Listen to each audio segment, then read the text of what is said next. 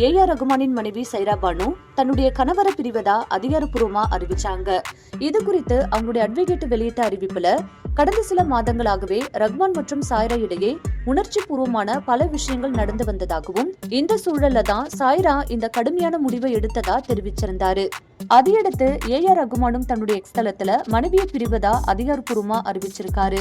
29 வருட திருமண வாழ்க்கைய 2 பேரும் முடித்துக் கொள்வதா அறிவிச்சிருப்பது ரசிகர்களிடையே பெரும் அதிர்ச்சியை ஏற்படுத்தி இருக்கு.